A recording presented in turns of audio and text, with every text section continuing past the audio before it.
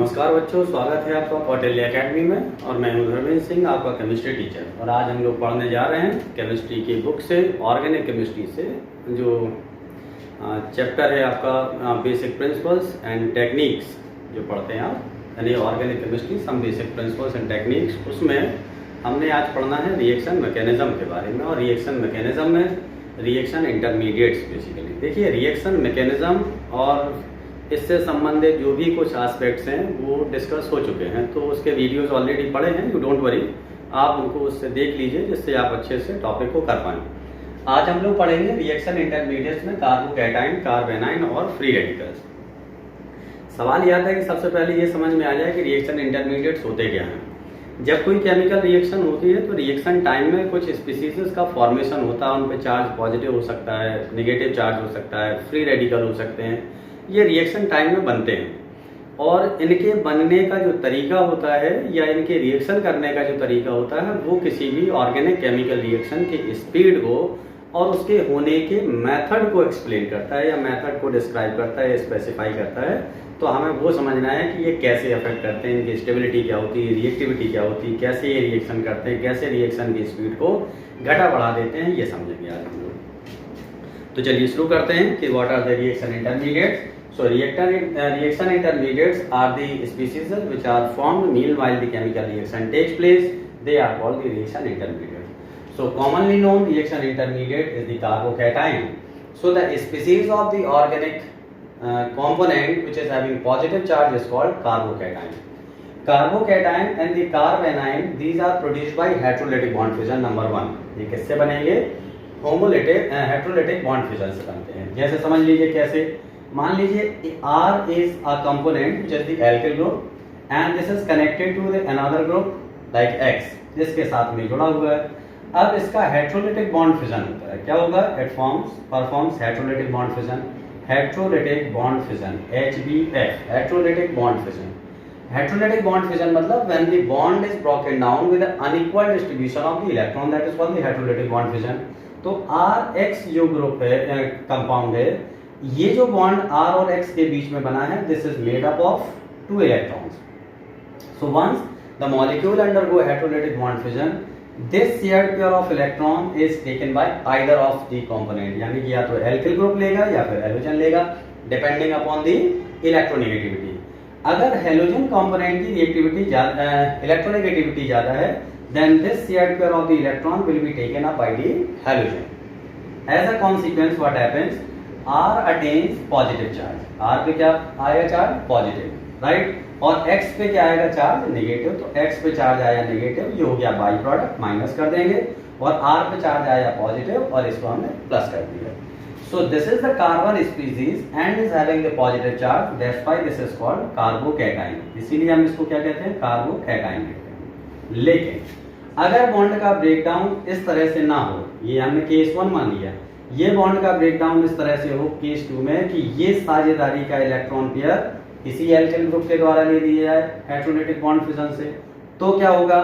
X will acquire positive charge. X पे charge आएगा positive और R पे चार्ज कौन सा आएगा? नेगेटिव चार्ज आएगा। तो this is the carbon species having the negative charge, that's why called कार्बेनाइन। इसको हम क्या कहेंगे? कार्बेनाइन कहते हैं। तो इस तरह से हेटेरोलिटिक बॉन्ड फिशन से ऑर्गेनिक कंपाउंड का जब ब्रेकडाउन होता है तो उस ब्रेकडाउन से या तो पॉजिटिवली चार्ज कार्बन स्पीसीज बनती है या फिर नेगेटिवली चार्ज कार्बन स्पीसीज बनती है। अब positively charge carbon species is called the carbocation and the negatively charge carbon species is called कार्बेनाइन। अब कार्बोकैटायन और कार्बेनाइन की डिग्री अलग अलग हो सकती है। This can be primary, secondary and tertiary. अलग अलग टाइप के कार्बोकैटायन और कार्बेनाइन हो सकते हैं। कैसे? अगर ये क्या है? दिस इज मैथिल ग्रुप, इस कार्बन पे पॉजिटिव चार्ज हो तो दिस इज कॉल्ड मैथिल कार्बोनियमाइन। पहले कार्बोनियमाइन कहा जाता था, अब कार्बोकैटायन कहते हैं। तो हम इसको कह रहे हैं मैथिल कार्बोकैटायन। क्या होगा ये? मैथिल कार्बोकैटायन।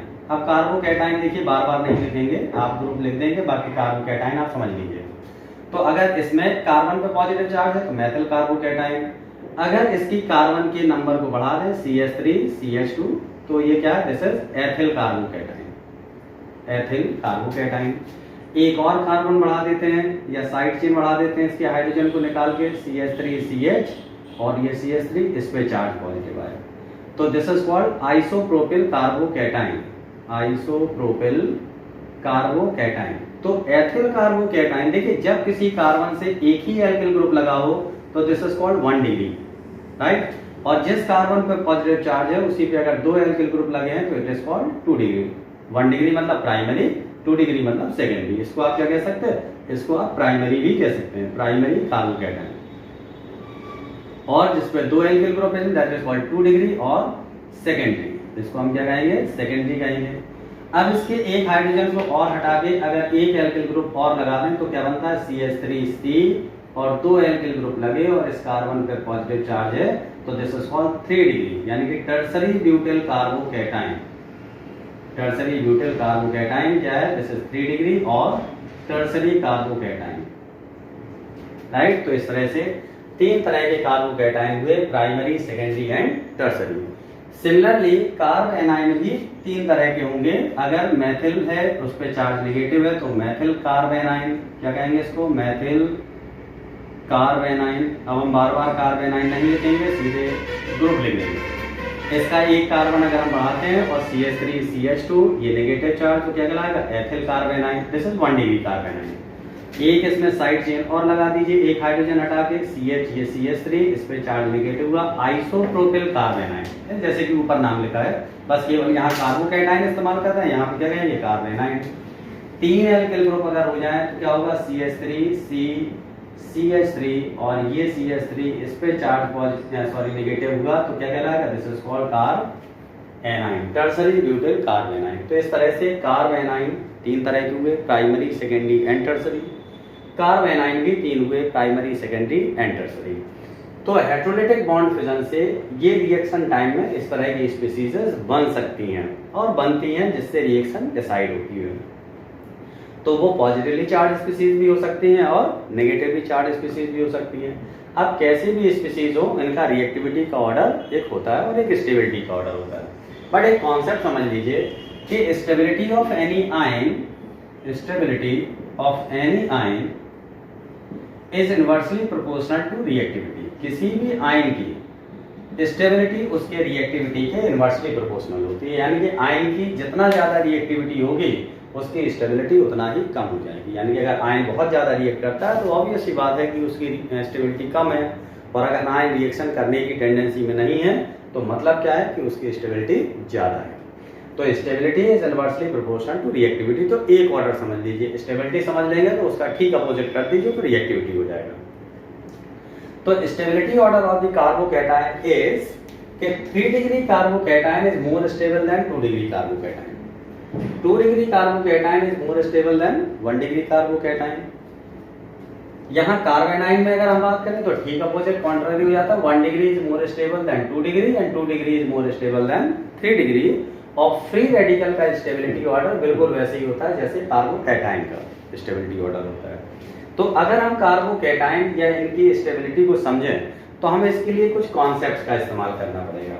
वो कॉन्सेप्ट हो सकते हैं, इंडक्टिव इफेक्ट भी कॉन्सेप्ट हो सकता है और हाइपर कॉन्जुगेशन भी हो सकता है। ऐसा करने के लिए हाइपर कॉन्जुगेशन या इंडक्टिव इफेक्ट को समझने के लिए हमें इसका ऑर्बिटल स्ट्रक्चर समझना पड़ेगा। ऑर्बिटल डायग्राम को समझ लेते हैं थोड़ा सा, कि जैसे अगर कोई कार्बोकैटायन है लाइक CH3, ये इस पे पॉजिटिव चार्ज हुआ, कार्बेनाइन है तो क्या होगा, CH3 इसके कार्बन पे नेगेटिव चार्ज हुआ, और फ्री रेडिकल है अगर तो CH3 और इस पे एक और इलेक्ट्रॉन के प्रेजेंट है। Free radical is formed by homolytic bond fission, और ऑड इलेक्ट्रॉन स्पीसीज बनती है जिसको क्या कहते हैं, फ्री रेडिकल कहते हैं। बॉन्ड फिजन वाले वीडियो में हमने ये बताया था, तो आप 2 तरह के बॉन्ड फिजन है, होमोलिटिक, हेटेरोलिटिक, उसको देख के आप उसे समझ सकते हैं। तो this odd electron species is called free radical. अब इसका जैसे ऑर्बिटल डायग्राम अगर हम देखें तो कार्बन जो होता है वो क्या है, 3 हाइड्रोजन के साथ में सिंगल बॉन्डेड होता है, 1 हाइड्रोजन, एक हाइड्रोजन एंड दिस हाइड्रोजन, और एक ऑर्बिटल इसमें ये वैकेंट रहता है। कार्बोकैटायन में क्या होगा, there is a 1 orbital vacant, तो कार्बन के 3 इलेक्ट्रॉन और 3 इलेक्ट्रॉन है हाइड्रोजन को, तो this carbon shares 6 electron. Total electron इसके पास कितने होते हैं, आउटरमोस्ट में 6 इलेक्ट्रॉन होते हैं, but according to octet rule 8 electrons are required for the stability. इसके वैकेंट ऑर्बिटल होने की वजह से दिस इज रिएक्टिव। तो reactivity of the carbocation is because of a vacant orbital. Carbon ion बिल्कुल ठीक इसके दूसरे तरह का नेचर होगा इसमें कि कार्बन के साथ में 3 हाइड्रोजन ये लगे रहते हैं, लेकिन एक ऑर्बिटल जो होती है उसमें लोन पेयर होता है। तो this is carbon ion and carbon ion is reactive due to this lone pair. Carbon ion की रिएक्टिविटी इस लोन पेयर की वजह से है और कार्बोकैटायन की रिएक्टिविटी वैकेंट ऑर्बिटल की वजह से है। एक बात क्लियर। फ्री रेडिकल में क्या होगा कि फ्री रेडिकल में भी कार्बन के साथ में 3 हाइड्रोजन लगे हैं, लेकिन इस ऑर्बिटल के साथ में एक इलेक्ट्रॉन है। तो फ्री रेडिकल की रिएक्टिविटी किसकी वजह से होती है? ऑड इलेक्ट्रॉन की वजह से होती है। अब चलिए वापस आ जाइए, रिएक्टिविटी का हम रीजन समझ गए कि रिएक्टिविटी किस वजह से है। इसकी रिएक्टिविटी वैकेंट ऑर्बिटल की वजह से, इसकी लोन पेयर की वजह से और इसकी इस ऑड इलेक्ट्रॉन की वजह से रिएक्टिविटी होती है। इस रिएक्टिविटी को हम अगर स्टेबिलिटी के हिसाब से समझना चाहें तो कोई भी ऐसा फैक्टर जो इसके पॉजिटिव चार्ज को कम करता हो वो इसकी स्टेबिलिटी को बढ़ा देगा। Any factor which increases the positive charge of the carbocation which decreases the positive charge of the carbocation is increasing the stability of, क्या करेगा? कार्बोकैटायन की वो स्टेबिलिटी को बढ़ाएगा। और कार्बन आयन में कोई भी ऐसा फैक्टर जो इसके नेगेटिव चार्ज को खत्म करता हो या कम करता हो वो इसकी स्टेबिलिटी को बढ़ा देगा। और कोई भी ऐसा फैक्टर जो इसके अनपेयर्ड होने की टेंडेंसी को कम करता हो वो इसकी स्टेबिलिटी को बढ़ाएगा। तो देखिए क्या है, हम पहले किससे समझ लेते हैं? इंडक्टिव इफेक्ट की वजह से। तो पहला हम रीजन समझेंगे किससे? इंडक्टिव इफेक्ट के द्वारा। What is inductive effect? Inductive effect का मतलब होता है ऐसा इफेक्ट जो किसी भी मॉलिक्यूल में परमानेंट देखने को मिलता है, हमेशा ये होता ही है। और ग्रुप के ये नेचर पर निर्भर करता है कि कुछ ग्रुप ऐसे हो सकते हैं जो साझेदारी के इलेक्ट्रॉन पेयर को अपने से दूर की तरफ भगाएंगे, यानी कि पुश करेंगे। इसे इलेक्ट्रॉन रिपेलिंग नेचर कहते हैं। और अगर वो ग्रुप इलेक्ट्रॉन को अपनी तरफ खींचता है तो this is called electron attracting nature. कोई अगर ग्रुप इलेक्ट्रॉन रिपेल करने वाला है तो this is said that it is showing the positive inductive effect. कैसे? जैसे मान लीजिए कार्बन कार्बन कार्बन और इसके साथ ही कोई ग्रुप लगा। अब यहाँ पे हर जगह एक एक बॉन्ड है तो एक एक इलेक्ट्रॉन पेयर रिप्रेजेंट होगा। Now this group is in the tendency to attract the shared pair of electron। इस इलेक्ट्रॉन पेयर को ये अपनी तरफ खींच रहा है, या ये कहिए कि ये ग्रुप जो है इलेक्ट्रॉन को इस ग्रुप की तरफ रिपेल कर रहे हैं। तो अगर इलेक्ट्रॉन इस तरफ जा रहा है तो दिस इज शोइंग व्हाट? ये क्या शो कर रहा है? ये नेगेटिव आई इफेक्ट शो कर रहा है। और ये ग्रुप क्या शो कर रहा है? पॉजिटिव आई इफेक्ट शो कर रहा है। जैसे मैथिल क्लोराइड से अगर हम कंपैरिजन करें तो methyl group is repelling this electron to the side of chlorine. तो methyl is showing positive I effect. ये क्या शो करेगा? पॉजिटिव आई इफेक्ट शो करेगा, यानी electron pushing effect. Electron pushing effect is called positive I effect. Positive I effect is what? Electron pushing effect, है ना। Electron push करने का जो इफेक्ट होता है उसको हम पॉजिटिव आई इफेक्ट कहते हैं। इसके ठीक अपोजिट नेगेटिव आई इफेक्ट का मतलब होता है electron withdrawing effect, electron attracting या इलेक्ट्रॉन लविंग इफेक्ट।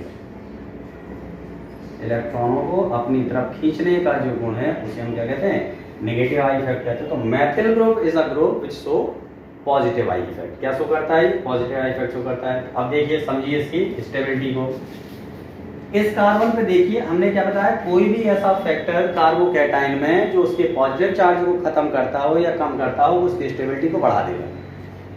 इस कार्बन पे पॉजिटिव चार्ज है, कार्बोकैटायन है, methyl group plus I effect show करता है। That's why this will displace the electron pair to the side of carbon. ये electronic density को carbon के साथ रिप्लेस करेगा या शिफ्ट करेगा उसके साइड में। यहाँ भी मैथिल ग्रुप इलेक्ट्रॉनों को पुश करेगा, ये मैथिल ग्रुप भी इलेक्ट्रॉन को पुश करेगा इस कार्बन की तरफ। अब जब तीनों के तीनों ग्रुप इलेक्ट्रॉन को पुश करेंगे इसके कार्बन के साइड में तो electronic density positively charge carbon पे बढ़ेगी।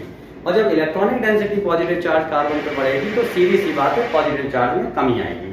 पॉजिटिव चार्ज में आने वाली कमी इसके स्टेबिलिटी को बढ़ा देगी। क्यों? क्योंकि हमने क्या कहा कि कोई भी ऐसा फैक्टर जो पॉजिटिव चार्ज को कम करता हो उसकी स्टेबिलिटी को बढ़ा देगा। तो टर्सरी ब्यूटिल कार्बोनियम आयन या tertiary butyl carbocation is more stable then isopropyl carbocation because it has only 2 Maithil groups. यहाँ 3 मैथिल ग्रुप हैं इसलिए इलेक्ट्रॉन डेंसिटी ज्यादा बढ़ेगी। यहाँ 2 मैथिल ग्रुप है इसलिए इलेक्ट्रॉन डेंसिटी कंपैरेटिवली कम बढ़ेगी।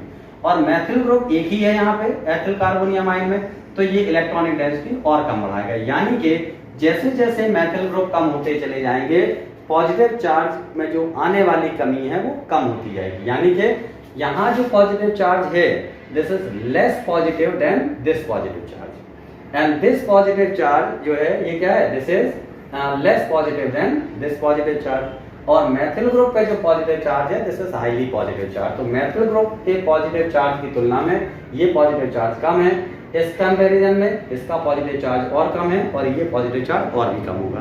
तो जैसे जैसे पॉजिटिव चार्ज में कमी आएगी उसकी स्टेबिलिटी बढ़ जाएगी। And that is only the reason कि tertiary carbonium ion is more stable than secondary and secondary is more stable than primary. और इससे कम स्टेबल होगा कौन, methyl carbonium ion. Understand. And now for the carbanion, carbanion के लिए समझिए कोई भी ऐसा फैक्टर जो नेगेटिव चार्ज को कम करता हो वो स्टेबिलिटी को बढ़ा देगा। देखिए क्या है, मेथिल ग्रुप पे नेगेटिव चार्ज है, okay, this is what reactive due to this negative charge और द लोन पेयर। अब इसका कंपैरिजन एथिल से करिए तो methyl group is electron pushing because it shows the positive I effect. तो methyl group electron density को इस carbon पे बढ़ाएगा, ठीक है ना। तो this carbon is already negative, ऊपर से ये मेथिल ग्रुप और इलेक्ट्रॉनिक डेंसिटी बढ़ा रहा है, तो इसका मतलब इस नेगेटिव चार्ज के कंपैरिजन में ये वाला नेगेटिव चार्ज ज्यादा है। तो नेगेटिव चार्ज बढ़ रहा है इसलिए इसकी स्टेबिलिटी घट जाएगी क्योंकि रिएक्टिविटी बढ़ेगी, जितना ज्यादा नेगेटिव होता जाएगा उतना ज्यादा रिएक्टिव होगा। तो in comparison to this negative charge, this negative charge is of greater intensity. Now in this compound, in this ion or the carbanion, there are two methyl groups which are increasing too much negative charge on this carbon. That's why this negative charge is more negative than this one. और तीन methyl group होने की वजह से negative charge density में और बढ़ोतरी हो जाएगी, जिसकी वजह से ये वाला आयन हाईली नेगेटिव होगा। यानी कि ये नेगेटिव चार्ज सबसे ज्यादा नेगेटिव है, इसके कंपैरिजन में ये ज्यादा नेगेटिव है इससे और ये ज्यादा नेगेटिव है इससे। तो जैसे जैसे नेगेटिव चार्ज बढ़ेगा उसकी स्टेबिलिटी घटेगी। तो टर्सरी वाला सबसे कम स्टेबल होगा। दैट इज व्हाई कि primary कार्बेनाइन is more stable than secondary and secondary is more stable then tertiary. और इस प्राइमरी से भी ज्यादा स्टेबल कौन है, मेथिल कार्बेनाइन, राइट। इस तरह से अब फ्री रेडिकल का जो कॉन्सेप्ट काम करता है वो बिल्कुल वैसे ही काम करता है जैसे कि कार्बोकैटायन में काम करता है कि 3 डिग्री कार्बोकैटायन ज्यादा स्टेबल है तो 3 डिग्री फ्री रेडिकल भी ज्यादा स्टेबल होगा। क्यों, 3 डिग्री फ्री रेडिकल क्या करेगा, हमने क्या बताया, कोई भी इसको पेयर कर दे, इसकी यानी अकेला इलेक्ट्रॉन है इसकी पेयर कर देगा उसको, तो वो उस फैक्टर की वजह से स्टेबल हो जाएगा। तो अगर 3 मेथिल ग्रुप यहाँ पे लगे हैं जैसे कि फ्री रेडिकल क्या होगा, tertiary butyl free radical, like कैसे कि C इसके साथ ये एक मेथिल ग्रुप, ये एक मेथिल ग्रुप और ये एक मेथिल ग्रुप, है ना, और इसके साथ ये एक इलेक्ट्रॉन ग्रुप। तो 3 methyl groups replaces the electron density to the side of this carbon. तो ज्यादा इलेक्ट्रॉन डेंसिटी यहाँ बढ़ेगी, इस अनपेयर्ड इलेक्ट्रॉन के पेयर्ड होने की टेंडेंसी बढ़ेगी और पेयर्ड होने की टेंडेंसी बढ़ेगी तो इसका मतलब ये ज्यादा स्टेबल होगा। तो this will be more stable than secondary and secondary will be more stable than primary. तो ऑर्डर क्या हो जाएगा कि tertiary free radical is more stable than secondary and secondary is more stable than primary. तो इस तरह से तीनों तरह के कार्बोकैटायंस के स्टेबिलिटी को, ऑर्डर को हम समझ सकते हैं किसके द्वारा, इंडक्टिव इफेक्ट के द्वारा। दूसरा हम इस चीज को समझ सकते हैं किससे, हाइपर कॉन्जुगेशन से, कि हाइपर कॉन्जुगेशन भी स्टेबिलिटी को एक्सप्लेन करने में मदद करता है। Hyperconjugation is called no bond resonance. Hyperconjugation क्या कहलाती है, नो बॉन्ड रेजोनेंस। और no bond resonance, no bond resonance and this is also known as Baker and Nathan's effect. Baker and Nathan's effect, इसको समझिए ध्यान से, क्या है Baker and Nathan's effect and no bond resonance. जैसे कोई भी जैसे स्पीसीज है वो जितने ज्यादा फॉर्म्स में एग्जिस्ट करेगी, रेजोनेंस का मतलब होता है कि जब किसी केमिकल कंपाउंड या केमिकल स्पीसीज के फिजिकल और केमिकल नेचर को एक्सप्लेन करने के लिए एक ही स्ट्रक्चर से वो एक्सप्लेनेशन ना हो पाए, अनलेस हमें एक से ज्यादा स्ट्रक्चर्स की जरूरत पड़ती है, तो हर एक स्ट्रक्चर को कैनोनेटिंग स्ट्रक्चर कहते हैं और ये फिनोमेनन रेजोनेंस कहलाती है। क्या है, जब किसी कार्बन के कंपाउंड की फिजिकल और केमिकल प्रॉपर्टीज को एक्सप्लेन करने के लिए एक ही स्ट्रक्चर सफिशिएंट ना हो, एक से ज्यादा स्ट्रक्चर की जरूरत पड़े, तो ये फिनोमेनन रेजोनेंस कहलाती है और हर एक स्ट्रक्चर कैनोनेटिंग स्ट्रक्चर कहलाता है।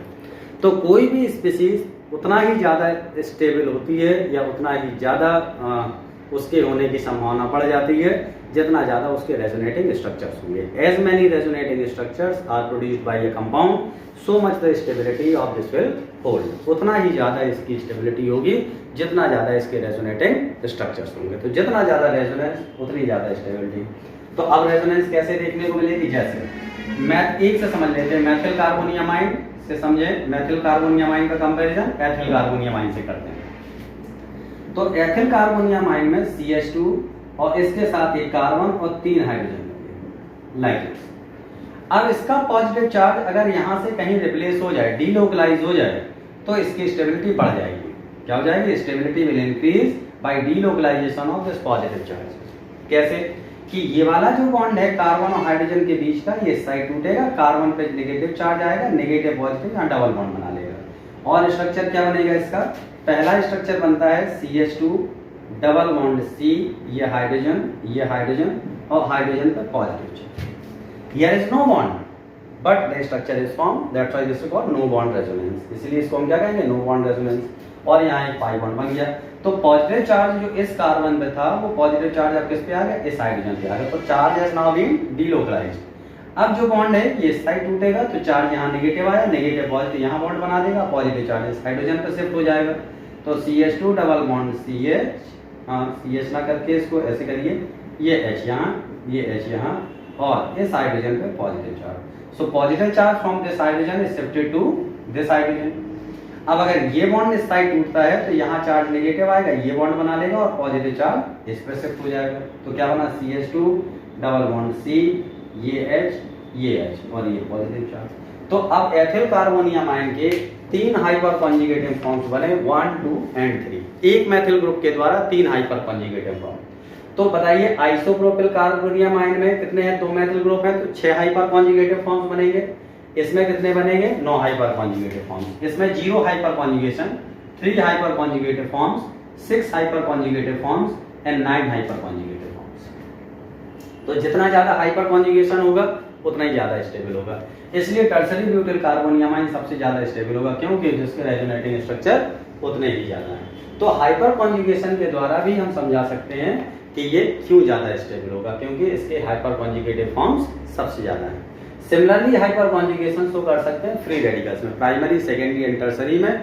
इसी हाइपर कॉन्जुगेशन से हम उसकी स्टेबिलिटी को बढ़ा सकते हैं। तो stability of any carbonium ion और the carbocation can be explained with the help of inductive effect and with the help of hyperconjugation. So these are the 3 reaction intermediates, carbocation, carbanion and the free radicals, which are very important in the reaction mechanism and are the reaction intermediates.